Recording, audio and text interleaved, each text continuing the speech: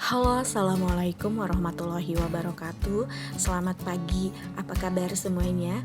Mudah-mudahan dalam keadaan sehat dan juga tetap semangat untuk mengerjakan tugas-tugas hari ini. Kita masih di tema 7, peristiwa dalam kehidupan, subtema 1, peristiwa kebangsaan masa penjajahan, dan memasuki pembelajaran ketiga. Namun sebelumnya, kita berdoa terlebih dahulu.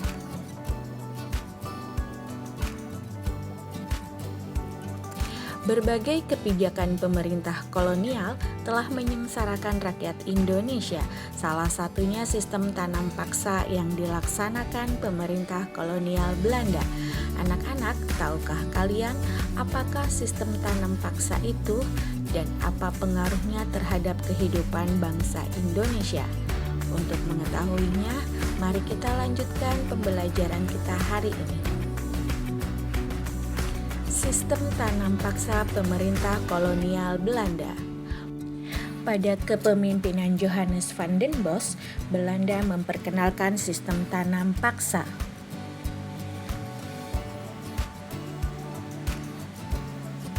Sistem tanam paksa pemerintah kolonial Belanda pertama kali diperkenalkan di Jawa dan dikembangkan di daerah-daerah lain di luar Jawa.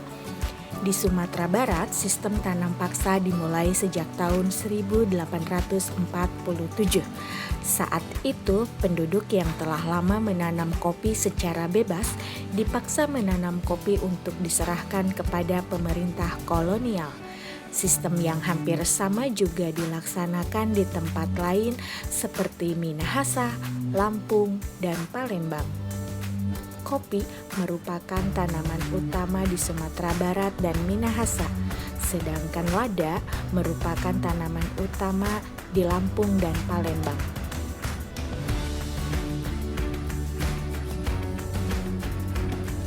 Anak-anak, pelaksanaan tanam paksa banyak terjadi penyimpangan, di antaranya sebagai berikut. 1. Jatah tanah untuk tanaman ekspor melebihi 1/5 tanah garapan, apalagi jika tanahnya subur. 2. Rakyat lebih banyak mencurahkan perhatian, tenaga, dan waktunya untuk tanaman ekspor, sehingga banyak yang tidak sempat mengerjakan sawah dan ladang sendiri. 3. Rakyat yang tidak memiliki tanah harus bekerja melebihi 1/5 tahun. 4. Waktu pelaksanaan tanam paksa ternyata melebihi waktu tanam padi atau 3 bulan, sebab tanaman-tanaman perkebunan memerlukan perawatan terus-menerus. 5. Setiap kelebihan hasil panen dari jumlah pajak yang harus dibayarkan ternyata tidak dikembalikan kepada rakyat. 6. Kegagalan panen tanaman wajib menjadi tanggung jawab rakyat atau petani. Adanya penyimpangan pelaksanaan tanam paksa membawa akibat yang merugikan rakyat Indonesia. Akibat penyimpangan pelaksanaan tanam paksa tersebut antara lain, banyak tanah terbengkalai sehingga panen gagal. Rakyat semakin menderita, wabah penyakit merajalela, bahaya kelaparan melanda Cirebon dan memaksa rakyat mengungsi ke daerah lain untuk menyelamatkan diri. Kelaparan hebat juga terjadi di Grobogan yang mengakibatkan banyak kematian sehingga jumlah penduduk menurun tajam. Tanam paksa yang diterapkan Belanda di Indonesia ternyata mengakibatkan aksi penentangan. Berkat adanya kecaman dari berbagai pihak, akhirnya pemerintah Belanda menghapus tanam paksa secara bertahap. Salah satu tokoh Belanda yang menentang sistem tanam paksa adalah Edward Douwes Dekker. Douwes Dekker dengan nama samaran Multatuli menentang tanam paksa dengan mengarang buku berjudul Max Havelaar. Douwes Dekker mengusulkan langkah-langkah untuk membalas budi baik bangsa Indonesia. Langkah-langkah tersebut adalah sebagai berikut. Pendidikan atau edukasi, membangun saluran pengairan atau irigasi, dan memindahkan penduduk dari daerah yang padat ke daerah yang jarang penduduknya atau transmigrasi. Anak-anak, menjelang kedatangan bangsa Eropa, masyarakat di wilayah Nusantara hidup dengan tentram di bawah kekuasaan raja-raja.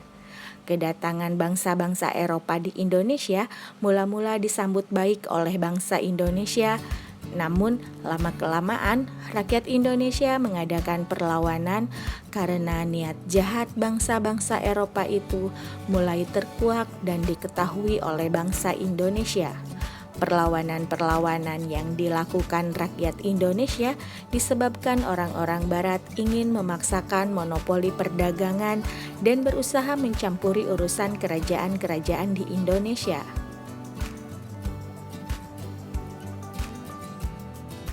Peristiwa perlawanan terhadap Portugis. Pertama di daerah Aceh. Setelah Malaka dapat dikuasai oleh Portugis pada tahun 1511, terjadilah persaingan dagang antara pedagang-pedagang Portugis dan pedagang di Nusantara. Portugis ingin selalu menguasai perdagangan, maka terjadilah perlawanan-perlawanan terhadap Portugis. Perlawanan tersebut antara lain sebagai berikut. Sultan Ali Muhayyad Shah berhasil membebaskan Aceh dari upaya penguasaan bangsa Portugis. Sultan Alauddin Riayat Shah berani menentang dan mengusir Portugis yang bersekutu dengan Johor. Dan perlawanan dari Sultan Iskandar Muda. Raja yang terkenal di Aceh yang sangat gigih melawan Portugis adalah Sultan Iskandar Muda. Pada tahun 1615 dan 1629, Sultan Iskandar Muda melakukan serangan terhadap Portugis di Malaka.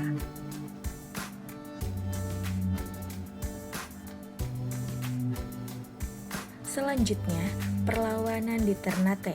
Pada awalnya, Portugis diterima dengan baik oleh setempat dan diizinkan mendirikan benteng. Namun, lama-kelamaan rakyat Ternate mengadakan perlawanan karena Portugis serakah, ikut campur dalam pemerintahan, membenci agama rakyat Ternate, dan bersikap sewenang-wenang. Rakyat Ternate dipimpin oleh Sultan Hairun bersatu dengan Tidore melawan Portugis, sehingga Portugis terdesak.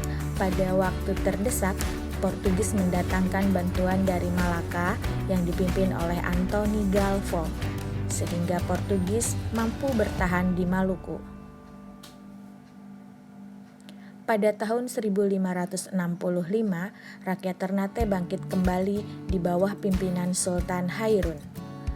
Portugis berusaha menangkap Sultan Hairun, tetapi rakyat bangkit untuk melawan Portugis dan berhasil membebaskan Sultan Hairun dan tawanan lainnya. Akan tetapi, Portugis melakukan tindakan licik dengan mengajak Sultan Hairun berunding. Dalam perundingan, Sultan Hairun ditangkap dan dibunuh. Perlawanan rakyat Ternate dilanjutkan di bawah pimpinan Sultan Babulah atau putra Sultan Hairun. Pada tahun 1574, benteng Portugis dapat direbut. Kemudian, Portugis menyingkir ke Hitu dan akhirnya menguasai dan menetap di Timor Timur sampai tahun 1975. Selanjutnya, peristiwa perlawanan terhadap Belanda. Berikut ini beberapa tokoh dari beberapa daerah yang memimpin perlawanan terhadap Belanda. Sisingamangaraja dari Sumatera Utara, Sultan Ageng Tirtayasa dari Banten, Pangeran Diponegoro dari Yogyakarta, Silas Papare dari Papua, Sultan Hasanuddin dari Makassar, Pangeran Antasari dari Banjarmasin, Kalimantan Selatan, dan Patimura dari Maluku. Anak-anak, perlawanan terhadap para penjajah di berbagai daerah banyak mengalami kegagalan. Salah satu penyebabnya adalah perlawanan yang dilakukan masih bersifat kedaerahan dan secara sendiri-sendiri. Dengan demikian, perlawanan itu tidak akan kuat dan mudah diadu domba oleh penjajah. Anak-anak, negara Indonesia sangat luas wilayahnya dan beragam pula sosial budayanya. Budaya merupakan segala sesuatu yang dihasilkan oleh akal budi manusia. Adapun wujud budaya yaitu gagasan atau ide, misalnya kepercayaan. Tindakan, misalnya upacara adat dan seni pertunjukan.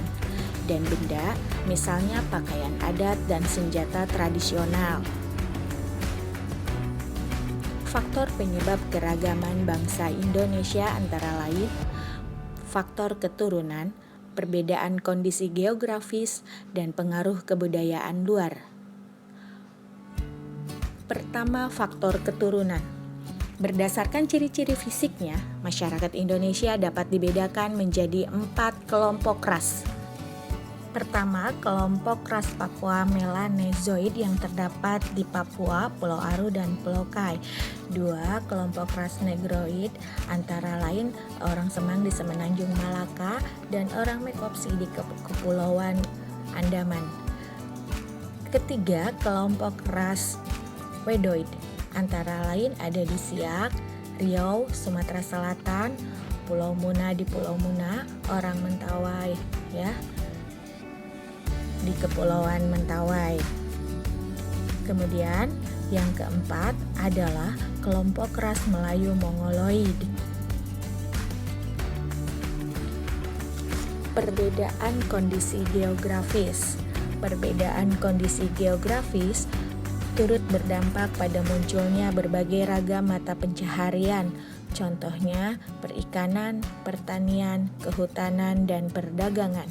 Pada setiap bidang tersebut, mereka akan mengembangkan corak kebudayaan yang khas dan cocok dengan kondisi geografis di lingkungan tempat tinggalnya. Pengaruh kebudayaan luar. Bangsa Indonesia adalah contoh bangsa yang terbuka. Keterbukaan ini dapat dilihat dari besarnya pengaruh asing dalam membentuk keberagaman masyarakat di seluruh wilayah Indonesia. Pengaruh asing yang pertama ialah ketika orang-orang dari India, Cina, dan Arab kemudian disusul oleh orang-orang dari Eropa. Bangsa-bangsa tersebut datang dengan membawa kebudayaan masing-masing. Nah, demikian tadi pembelajaran kita pada hari ini di tema 7, subtema 1, pembelajaran ketiga. Untuk lebih memahami materi tersebut, silahkan kalian kerjakan di buku tema latihan-latihannya ya. Sekian dan terima kasih. Wassalamualaikum warahmatullahi wabarakatuh.